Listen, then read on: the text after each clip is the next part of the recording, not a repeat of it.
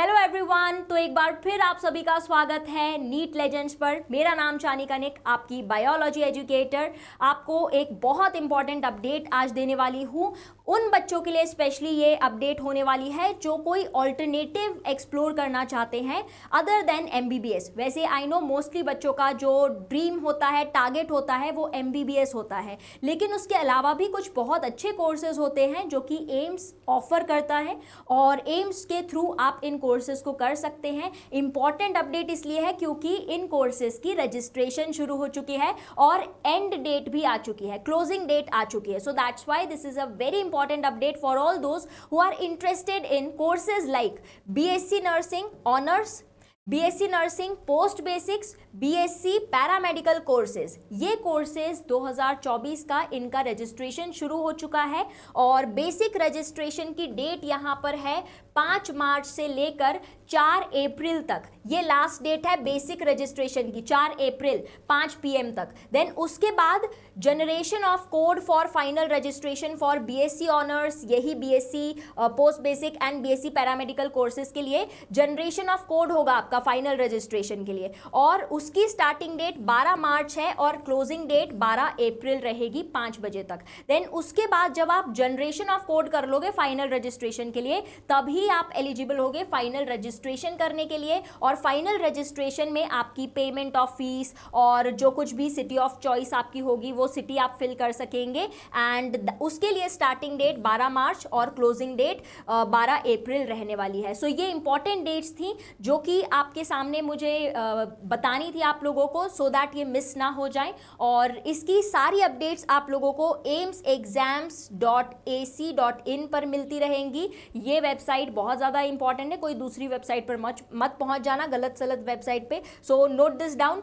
Other than that यहाँ पर admission का नोटिस जो जनरेट किया है एम्स दिल्ली ने ही किया है। यहाँ पर आप देखेंगे सो लिखा हुआ है कि AIIMS Delhi is inviting online applications. So AIIMS new Delhi के थ्रू ही ये एप्लीकेशन फॉर्म्स आपके फिल होने वाले हैं, ऑनलाइन ही होने वाला है। याद रखिए ये जो एप्लीकेशंस हैं ये भी ऑनलाइन ही होने वाली है। अब बहुत सारे बच्चे ये कन्फ्यूजन्स में होंगे कि ये जो कोर्सेज हैं पैरामेडिकल कोर्सेज, इनमें होता क्या है, क्या इसका एलिजिबिलिटी क्राइटेरिया है, कौन से स्कोर के थ्रू, क्या आपको नीट के स्कोर के थ्रू ही इसमें एडमिशन मिलता है, वो सारी बातें 1 by 1 मैं आपको इस वीडियो में देने वाली हूँ ताकि आपके जो भी डाउट्स हैं वो क्लियर होते जाएं। तो सबसे पहली बात तो ये जो प्रोसेस है एडमिशन की ये शुरू हो चुकी है और उसके लिए ही मैं आप लोगों को ये अपडेट दे चुकी हूँ कि आप इस वेबसाइट पे जाएं और चेक करें, रजिस्ट्रेशन फॉर्म्स आ चुके हैं। देन उसके अलावा एलिजिबिलिटी क्या क्या है, अगर हम बात करें एम्स पैरामेडिकल एग्जाम की कौन सी अथॉरिटी इसको कंडक्ट करती है, तो एम्स दिल्ली कंडक्ट करती है, साल में एक ही बार होती है, ऑनलाइन ही होती है, इंग्लिश हिंदी दोनों माध्यम में आप इसको दे सकते हो। 90 मिनट्स का इसका ड्यूरेशन होता है, 90 मिनट्स का, और 90 मिनट्स में 90 MCQs आपको करने पड़ते हैं। मतलब क्या समझ गए, ये जो एग्जाम है ये अलग से कंडक्ट होती है, पैरामेडिकल कोर्सेज के लिए जो एग्जाम होती है वो अलग से कंडक्ट होती है। आप कोई भी दूसरी एग्जाम के कोर्स के थ्रू इसके में एडमिशन नहीं ले सकते हैं।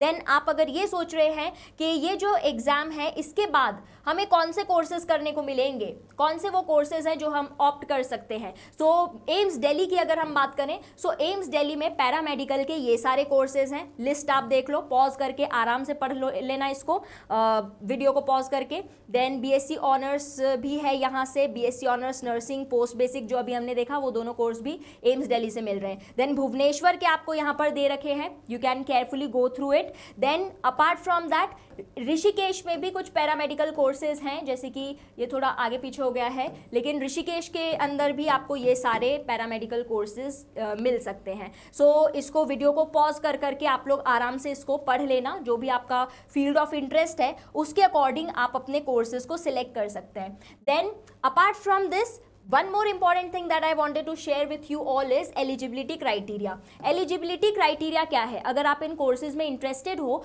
तो आपके लिए ये eligibility criteria मस्ट है that you must be a citizen of India, और आपकी जो बर्थ है वो 31 दिसंबर 2000 अगर हम बात करें, सो 31 दिसंबर 2024 की अगर हम बात करें तो उस डेट तक आप 17 साल के हो जाने चाहिए।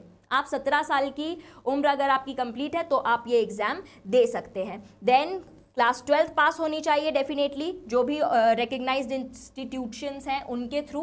एंड क्लास 12th में आपके सब्जेक्ट्स क्या होने चाहिए मैंडेटरी। सो बीएससी ऑनर्स के लिए आप देखो यहाँ पर, या फिर जो भी दूसरे कोर्सेज हैं, so subjects requirement is physics, chemistry, English and biology. ठीक है।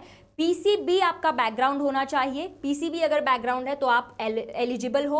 और कुछ कोर्सेज में जैसे कि यहाँ पर दिया हुआ है कैंडिडेट्स अप्लाइंग फॉर ऑप्टोमेट्री, या फिर ये वाले जो स्पेसिफिक कोर्सेज हैं रेडियोग्राफी वगैरह, इनके लिए मैथ्स भी हो सकता है। पीसीएमबी या फिर पीसीबी वाले बच्चे इनके लिए अवेलेबल हैं, एलिजिबल हैं। बाकी सारे कोर्सेज के लिए बायोलॉजी कंपलसरी है। जितने भी कोर्सेज अभी मैंने आपको शो किए उन सब के लिए बायो इज कंपलसरी। देन उसके अलावा क्लास 12th के मार्क्स की अगर हम बात करें, सो यहाँ पर एग्रीगेट आपका 50% होना चाहिए, 50% एग्रीगेट। और अगर SC/ST है तो 45% एग्रीगेट क्लास 12th में होना चाहिए। ये कुछ बेसिक क्राइटेरिया है एलिजिबिलिटी के, which you can remember. And यही इंफॉर्मेशन मुझे आप तक पास करनी थी, बिकॉज बहुत सारे बच्चे होते हैं ऐसे जो कि ये ट्राई करते रहते हैं कि कहीं से उनको कोई अच्छा कोर्स पता चले, MBBS का कोई ऑल्टरनेटिव पता चले। बहुत सारे अलग अलग रीजंस होते हैं, सबके फील्ड ऑफ इंटरेस्ट होता है, या फिर कोई भी रीज़न की वजह से अगर आप कोई ऑल्टरनेटिव ढूंढ रहे हैं,